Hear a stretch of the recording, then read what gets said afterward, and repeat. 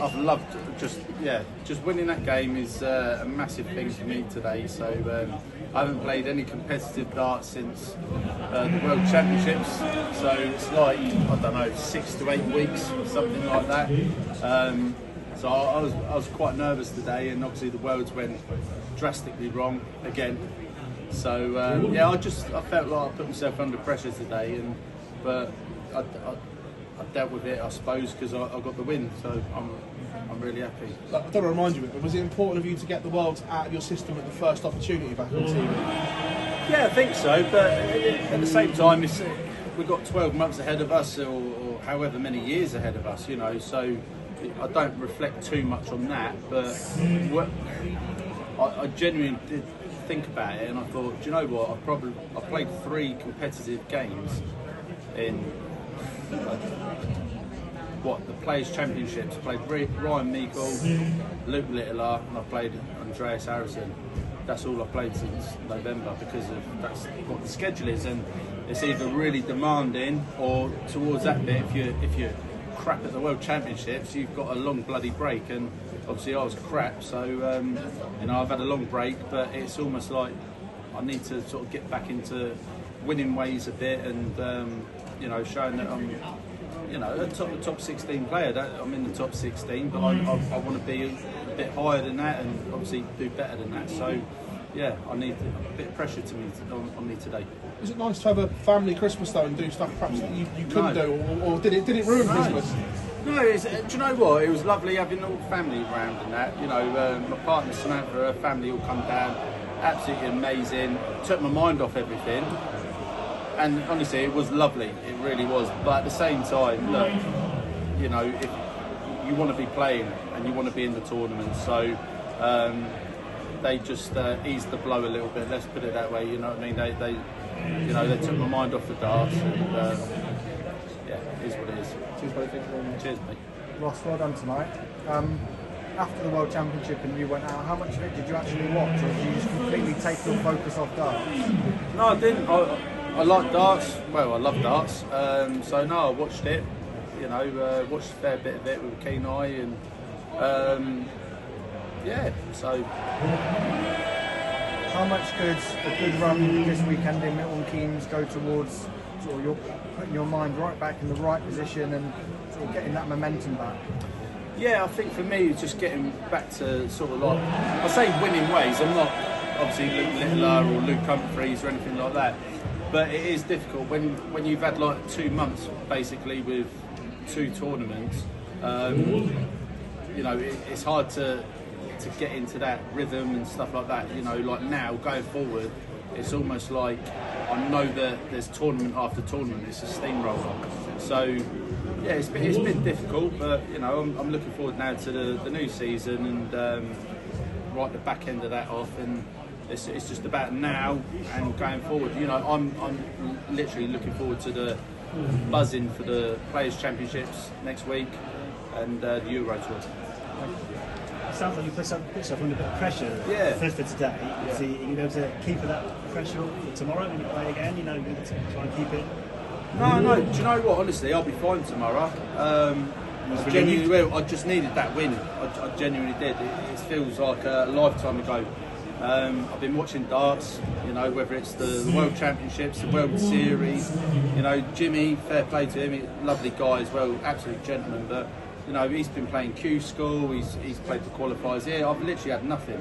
That's my own fault. There's nothing against anyone else. But I'm really looking forward to the new year, and tomorrow's another day. There's no pressure on me tomorrow. I might be playing Luke Littler, the chances are is that, but Mike Verdecker's a quality player as well. So, but to be honest with you, I feel really good and relieved that I've won that game. I'm one of them people, get through the first round, I'll relax. I hate the first round. How is it playing a new opponent? Have you played him before in exhibitions, or? Who? Did you play Jimmy before in exhibitions? I've never played Jimmy before, never met him, nothing like that. I know of him. Obviously seen him about in the Players Championships and things like that. Never heard a bad word about him. Seems like a lovely guy. He's an absolute gentleman just then. He just come over and just just said well done again. You know, he didn't have to do that. Really lovely guy. So all credit to him, and I hope he has a good season. Yeah, because he's going to be a character from. Yeah, I hope he has a good season. He's a good guy. He's coming to back of the world when we get to say. Yeah. Brilliant. Thanks, sir. Ross, well played today. You mentioned that it could be Luke Little that you face. If it is Luke, is there more or less pressure facing Luke because he's the favourite in every single game that he plays? No pressure for me. I couldn't care less. It's great. I'd actually like to see the stats against Luke. To be fair, I genuinely feel like I've played my best darts against him. There's no pressure on me. I'd love to see the stats, like I said, but he's world #1 for a reason. World champion. He's a credit to this game and everything he's done. It's he's unbelievable, but I feel no pressure against him because why would I? No one's expecting me to win. You lot ain't going to give me any grief about this and that. Your favourite, I'm far from favourite. So, but I know that I can beat him as well. If I go out there and play my game and he doesn't turn up, then I've missed a lot of match darts here and there. He knows I can play. I'm not a mug. So, but again, playing Luke Littler, pressure's on him.